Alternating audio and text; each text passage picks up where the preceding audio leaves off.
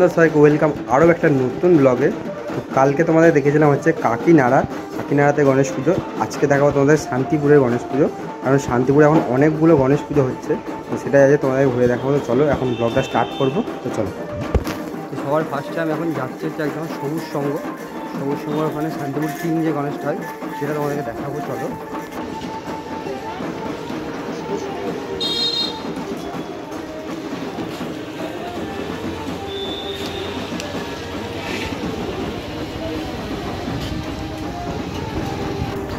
তোমাদেরকে তো শান্তিপুর কিংয়ের ঠাকুরটা দেখালাম। এবার যাচ্ছে হচ্ছে অফসাইড বয়েস গণেশ পুজো কমিটি, সেখানে তোমাদেরকে ঠাকুরটা দেখাবো। চলো,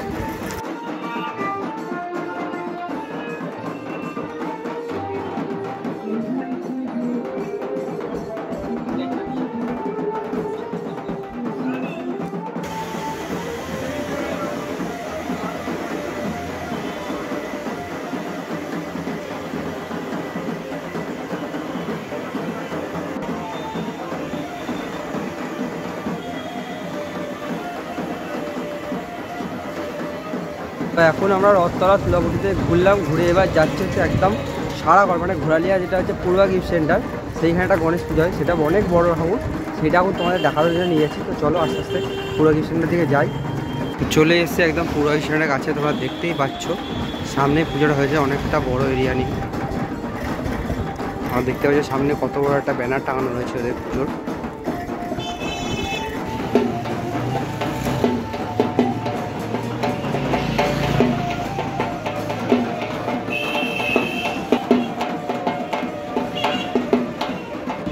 দেখো কত বড় ঠাকুরের জন্য মোদক তৈরি করা হয়েছে, দেখতেই পাচ্ছ। ঠাকুরের কাছে অনেক ফল টল দিয়ে, মানে এগুলো হচ্ছে ঠাকুরের সব সন্দেশ ফাটা দিয়ে সাজানো হয়েছে, বেশ সুন্দর দেখতে পাচ্ছ তোমরা।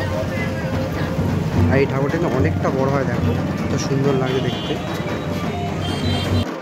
তো এই হচ্ছে বাঘাযতীন পাড়ার একদম পূজা মণ্ডপের পাশে যে গলিটা রয়েছে, সেই গলির মধ্যে এই গণেশটা পুজো হয়েছে, সেটা তোমাদের দর্শন করেছি। দেখো এই ঠাকুরটা কিন্তু বেশ লম্বা, দেখতে পাচ্ছ তোমরা, অনেকটা বড় ঠাকুর এখানেও পুজো হয়েছে।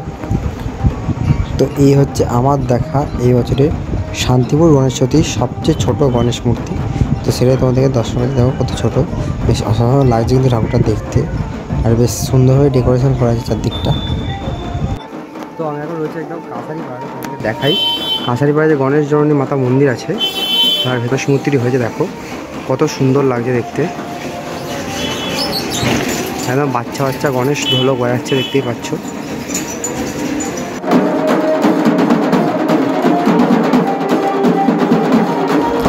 তো আমি এখন রয়েছে একদম কাশ্যপপাড়া গণেশ পূজা কমিটির সামনে।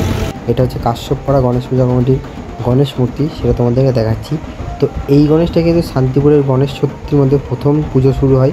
প্রায় এই গণেশটার বয়স হয়ে গেল 12-13 বছরের কাছাকাছি।